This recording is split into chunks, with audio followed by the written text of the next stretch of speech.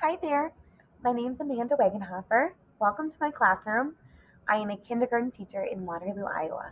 We are here to talk about differentiation, specifically about increasing the effectiveness of small group reading differentiation through fostering self-efficacy and self-monitoring strategies. How did I get to this topic?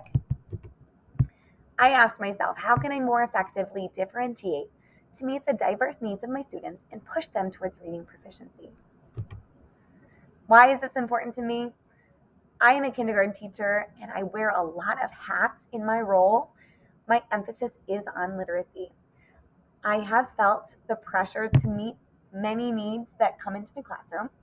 There are some students who have a lot of baggage that they bring into the room. It's my job to meet them where they're at and to continue to push them towards reading proficiency. I do struggle with both of the roles of being a classroom manager and making sure that everything is running smoothly and everybody has what they need, along with being a small group instructor and giving my full focus to the students I am working with. It's hard to balance both of those things. Why should everybody else care about this? Well, it is a legal requirement. According to the Every Student Succeeds Act, it is state and federal legislation that requires all students are given opportunity to receive meaningful differentiation to help push them towards academic proficiency. So we want to make sure that our students are reading well because it's the law. They have to. We have to make sure that they are meeting those goals. It is also a prerequisite for foundational reading skills. And we know that our students are going to continue to grow and become lifelong readers. And we want to make sure that when they are adults, they are employable. So that way they can be contributing members of our society. Let's back up and talk about some foundational knowledge. We know that students enter the classroom with big varieties of reading ability. So this includes phonics knowledge, it includes reading levels, it includes habits and opinions and thoughts and feelings towards reading. We know that some students have access to formal education before kindergarten, like a Head Start program or preschool. And we know that some students do not have access or do not choose to attend um, preschool or Head Start. So some students have a lot of exposure and some do not. We know that the first step towards all of this is assessment. Good assessment is the foundation for effective teaching. No decisions can be made without that assessment. So we're checking to see what skills do the students have, what skills are they lacking. Once we have the assessment data, what do we do with it? Well, we have to make some instructional decisions. We have to decide what skills are students lacking, what do they need to help scaffold those skills in order to reach grade level and then in order to push them towards higher levels of reading. So all students receive instruction, no matter what the assessments say. Everyone receives core instruction through a whole group mini lesson. This is in the reading block. After that, we want to check to see, okay, which students need scaffolding to get them towards where their peers are, towards where the grade level expectation is. That's differentiation. We know that the teacher can pull students in small groups, so 2 to 6 students, to target a specific skill that is identified on their assessments as lacking. So what skills does the assessment say that they need? That leads into differentiated instruction. That's a 3-component activity. So explicit modeling, the teacher is explicitly showing the students what that skill looks like. Opportunities for practice in a safe environment, giving the students an opportunity to practice this with immediate feedback, making sure that the teacher is there to say, yes, just like that, keep going. Or let's tweak that and fix that a little bit.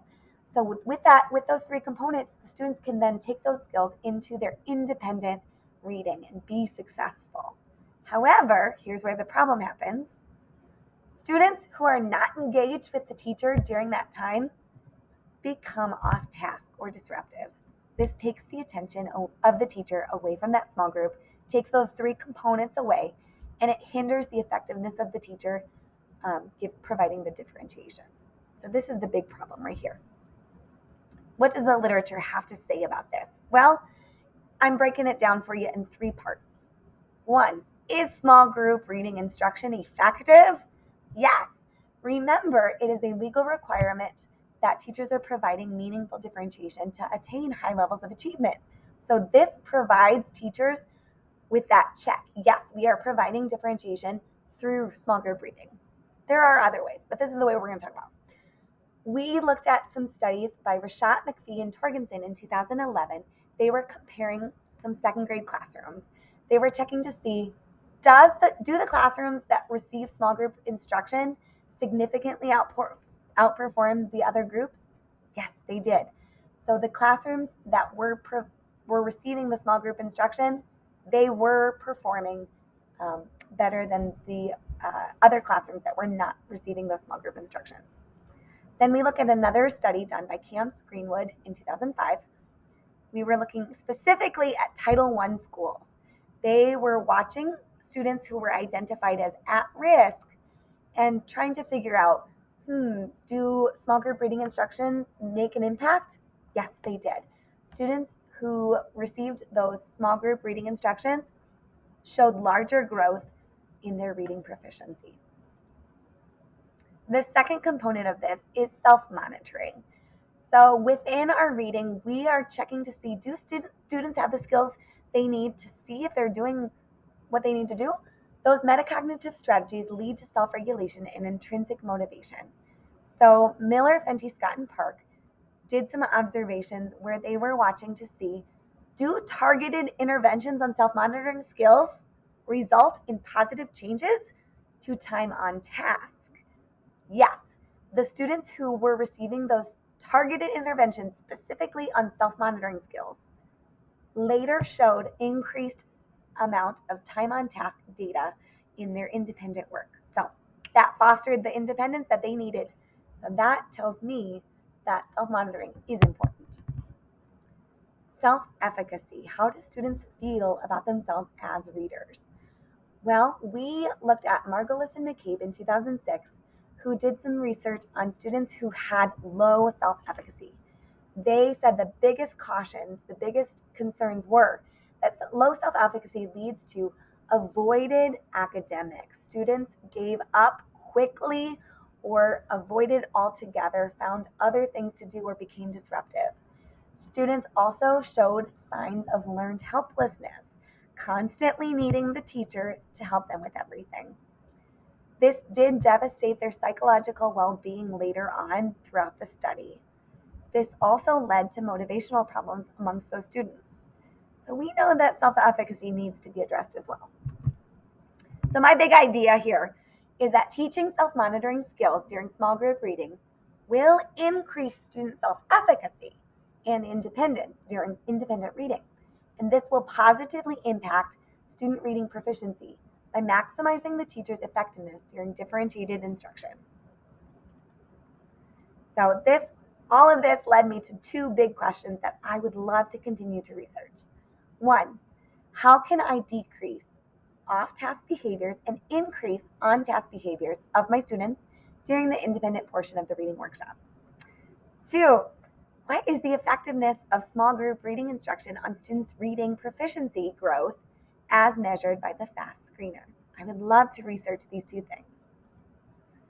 These are my references. There are a couple of things that I want to caution you about.